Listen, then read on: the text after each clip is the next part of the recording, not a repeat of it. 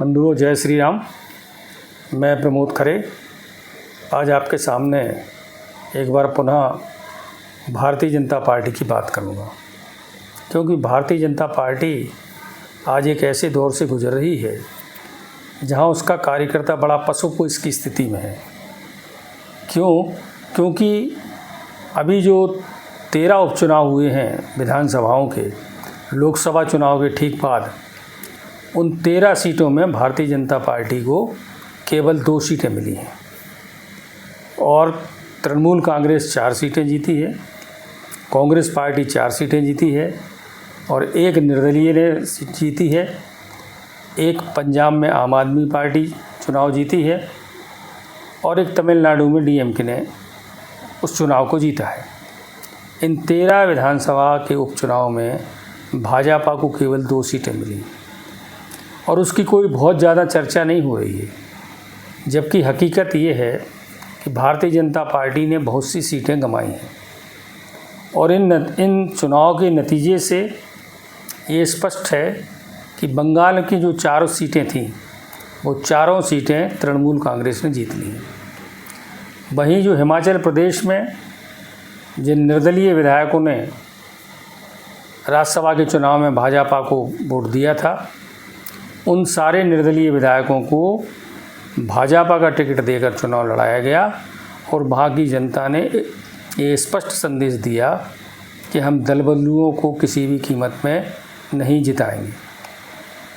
ये जो संदेश वहाँ से मिला है, ऐसा ही बद्रीनाथ में भी हुआ है, उत्तराखंड में।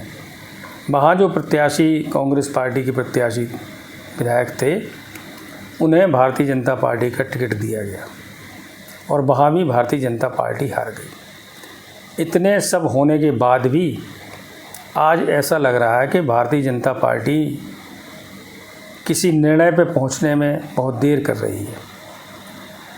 आने वाले 3-4 महीने में ही देश में 3 राज्यों के चुनाव बहुत महत्वपूर्ण हैं और उसके साथ ही उत्तर प्रदेश में भी 10 विधानसभाओं के उपचुनाव होना है। क्या भारतीय जनता पार्टी, हालांकि तीसरी बार मोदी जी के नेतृत्व में सरकार बन गई है, लगातार तीसरी बार केंद्र में सरकार बनाना अपने आप में ये बहुत बड़ी ऐतिहासिक जीत है, क्योंकि इसके पहले लगातार 3 बार केवल देश में कांग्रेस पार्टी ही सरकार बना पाई है। इस दृष्टि से ये भारतीय जनता पार्टी के लिए वास्तव में बहुत बड़ी उपलब्धि है। हालांकि इस बार पूर्ण बहुमत नहीं आया, फिर भी एनडीए के सहयोग से, एनडीए का नेतृत्व चूँकि भारतीय जनता पार्टी ही कर रही है और उसकी 240 सीटें हैं, इस नाते मोदी जी तीसरी बार प्रधानमंत्री बन गए। फिर भी कार्यकर्ताओं में जो उत्साह और जोश दिखाई देना चाहिए वो भारतीय जनता पार्टी में दिखाई नहीं दे रहा है। और ये 13 विधानसभा के जो उपचुनाव हैं, ये जो रिजल्ट उन चुनाव के आए हैं, ये भारतीय जनता पार्टी के लिए वास्तव में चिंता का सबक है। और यदि इस सबक से भी भारतीय जनता पार्टी, मुझे लगता है कि कोई निर्णय लेने की स्थिति में दिखाई नहीं दे रही है, क्योंकि अभी 3 राज्यों के बहुत महत्वपूर्ण चुनाव हैं जो भारतीय जनता पार्टी के लिए एक नई ऊर्जा देंगी। और यदि इन 3 राज्यों में विधानसभा का चुनाव में भारतीय जनता पार्टी हारती है तो ये भारतीय जनता पार्टी के कार्यकर्ताओं के मनोबल को बुरी तरह तोड़ देगा। आपको पता है, नवंबर में झारखंड में चुनाव हैं, महाराष्ट्र में चुनाव हैं और उसके बाद हरियाणा में भी चुनाव हैं। एक का चुनाव जनवरी में है और 2 राज्यों का चुनाव नवंबर में होने वाला है। और आज भी भारतीय जनता पार्टी एक पूर्णकालिक अध्यक्ष को नियुक्त नहीं कर पा रही है।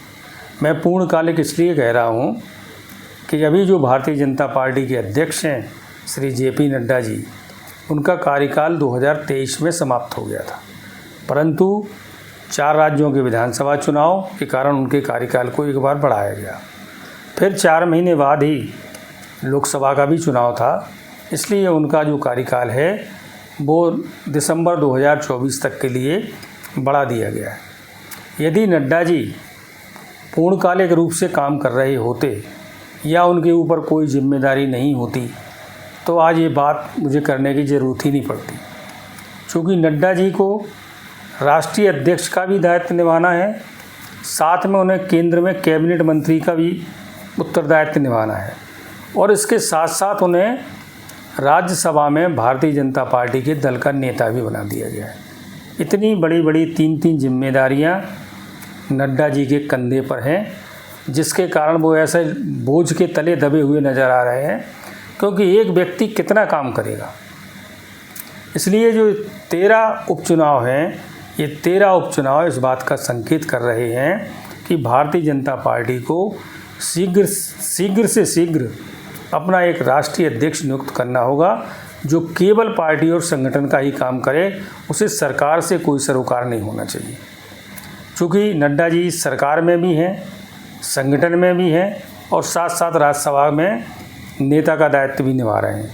इसलिए आज ये आवश्यक है कि हम लोकसभा चुनाव के परिणामों से सबक लेते हुए आज पूर्णकालिक अध्यक्ष भारतीय जनता पार्टी में नियुक्त किया जाए, क्योंकि यदि ये महाराष्ट्र, हरियाणा और झारखंड, इन तीनों राज्यों में लोकसभा के जो चुनाव परिणाम आए हैं वो भाजपा के लिए बहुत निराशाजनक है। महाराष्ट्र में 2019 में भारतीय जनता पार्टी 23 सीटें जीती थी, और इस चुनाव में उसे केवल 9 सीटें मिली हैं। हरियाणा की स्थिति भी बहुत दयनीय है।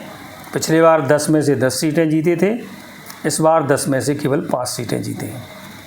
और यही हाल झारखंड का है। पिछले बार 14 में से 11 सीटें जीते थे, इस बार केवल 8 सीटें जीते हैं। इन तीनों राज्यों में भारतीय जनता पार्टी का जो ग्राफ है वो नीचे आया है, और भारतीय जनता पार्टी को इन 3 राज्यों में ये जो चुनाव होने वाला है, ये भारतीय जनता पार्टी के लिए बहुत महत्वपूर्ण होने वाला है।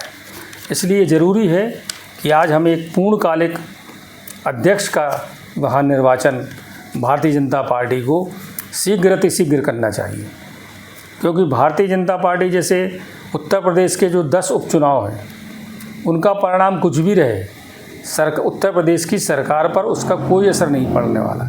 यदि 10 में से 10 सीटें भी भारतीय जनता पार्टी हार जाए तो भी योगी जी की सरकार को कोई खतरा नहीं है। परंतु यदि परिणाम अनुकूल नहीं हुए तो उससे भारतीय जनता पार्टी के कार्यकर्ताओं का मनोबल टूटेगा। आपको याद होगा, कुछ वर्ष पहले हैदराबाद में जब नगर निगम का चुनाव हुआ तो भारतीय जनता पार्टी ने हैदराबाद के नगर निगम के चुनाव को इतनी गंभीरता से लड़ा कि वहाँ प्रचार करने केंद्रीय गृह मंत्री अमित शाह भी गए, और भी बड़े बड़े नेता गए, नड्डा जी भी गए।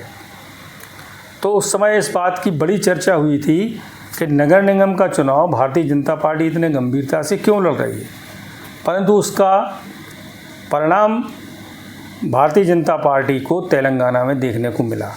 उसके कारण कार्यकर्ताओं में हालांकि हैदराबाद में भारतीय जनता पार्टी चुनाव नहीं जीत पाई, वो विपक्ष में ही रही, परंतु जिस गंभीरता से भाजपा ने वो चुनाव लड़ा, जिस गंभीरता से उसमें राष्ट्रीय नेतृत्व ने वहाँ सहभागिता की, उसके कारण तेलंगाना के कार्यकर्ताओं में एक जोश आया, और उसका परिणाम ये हुआ कि जब तेलंगाना में इस बार लोकसभा के चुनाव हुए तो पिछले बार वहाँ भारतीय जनता पार्टी की केवल 4 सीटें थी, इस बार वहाँ भारतीय जनता पार्टी 8 सीटें जीतने में सफल रही। मेरा कहने का तात्पर्य यह है कि ये उपचुनाव भारतीय जनता पार्टी के लिए कार्यकर्ताओं में उत्साह का संचार करेंगे। इसलिए ज़रूरी है कि आज हम एक ऐसे अध्यक्ष का निर्वाचन करें जितनी जल्दी हो सके। मैंने पहले भी एक इसके बारे में वीडियो बनाया था, और मैंने पहली बार उस वीडियो में भी एक सुझाव दिया था कि देश में एकमात्र एक नेता हैं शिवराज सिंह चौहान, तो उनसे बढ़िया अध्यक्ष इस देश में भारतीय जनता पार्टी को मिल नहीं सकता, क्योंकि शिवराज सिंह चौहान के पास लगभग 32-33 वर्षों का संगठन का अनुभव है। वो मूलतः संगठन के आदमी ही हैं। उन्होंने बचपन में राष्ट्रीय स्वयंसेवक संघ के कार्यकर्ता के नाते अपना कार्य प्रारंभ किया, और उसके बाद वो सभी संगठनों में उन्होंने लंबा अनुभव है। उसके बाद वो विद्यार्थी परिषद का उन्हें अनुभव है, इसके बाद वो युवा मोर्चा में उन्होंने काम किया, उसके भी वो प्रदेश अध्यक्ष रहे, प्रदेश महामंत्री रहे। उसके बाद वो भारतीय जनता पार्टी के प्रदेश के अध्यक्ष भी बने, केंद्र में भी वो महामंत्री रहे, राष्ट्रीय सचिव भी रहे। और शिवराज सिंह चौहान जी इस समय जब केंद्र में कैबिनेट के मंत्री बने हैं, कृषि मंत्री बने हैं, वो कुल मिला के 6 बार लोकसभा का चुनाव जीत चुके हैं, 5 बार वो विधानसभा का चुनाव जीत चुके हैं और मध्य प्रदेश का सबसे लंबे समय तक मुख्यमंत्री रहने का उन्होंने रिकॉर्ड बनाया है। और मध्य प्रदेश जो एक बीमारू राज्य कहलाता था, उसे शिवराज सिंह चौहान ने एक प्रगतिशील राज्य की ओर अग्रसर किया है। वो 4 बार मध्य प्रदेश के भी मुख्यमंत्री रहे हैं। इसलिए भारतीय जनता पार्टी को यदि अपनी आने वाले समय में जो 3 राज्य हैं, उन 3 राज्यों को जीतना है तो हमें एक पूर्णकालिक अध्यक्ष की भारतीय जनता पार्टी को आवश्यकता है। इसलिए पार्टी जितनी जल्दी हो शिवराज सिंह चौहान जी को केंद्रीय मंत्रिमंडल से मुक्त कर पार्टी का राष्ट्रीय अध्यक्ष बनाए। मैं इसलिए कह रहा हूं कि पहले नड्डा जी भी केंद्र में मंत्री थे, उसके बाद जब उन्हें राष्ट्रीय अध्यक्ष का पद सौंपा गया तो उन्होंने केंद्र के मंत्रिमंडल से इस्तीफा दे दिया था। राजनाथ सिंह भी जो 2014 में भारतीय जनता पार्टी के राष्ट्रीय अध्यक्ष थे और जब मोदी जी के नेतृत्व में सरकार बनी और राजनाथ सिंह जी पहले 2014 में गृह मंत्री बने, तब उन्होंने भी भारतीय जनता पार्टी के अध्यक्ष पद से इस्तीफा दे दिया था। आज जबकि भारतीय जनता पार्टी में जो परंपरा है, आज अध्यक्ष भी हैं, कैबिनेट मंत्री भी हैं और इस कारण से आज जो पार्टी की हालत है, क्योंकि इस समय पार्टी को एक ऐसे अध्यक्ष की आवश्यकता है जो पार्टी के कार्यकर्ताओं के कंधे पे हाथ रख सके। और शिवराज सिंह चौहान इतने सौम्य और सरल हैं, मैं भी उनसे व्यक्तिगत तौर पे कई बार मेरी उनसे मुलाकात हुई। मैं तो एक छोटा सा कार्यकर्ता हूँ, परंतु उनसे मिलने के बाद कभी ऐसा नहीं लगता कि हम एक बहुत बड़े नेता से मिल के आए। तो एक छोटे से छोटे कार्यकर्ताओं से भी बड़ी सहजता से मिलते हैं, सरलता से मिलते हैं। वो सज्जन हैं, सौम्य हैं और सबसे बड़ी बात है कि वो बहुत बड़े, इस देश में बहुत कम नेता ऐसे हैं जो बहुत अच्छे वक्ता हैं। और भारतीय जनता पार्टी में मोदी जी के बाद यदि कोई अच्छा वक्ता है तो वो शिवराज सिंह चौहान है। उन्हें जनता को अपने से कनेक्ट करना आता है।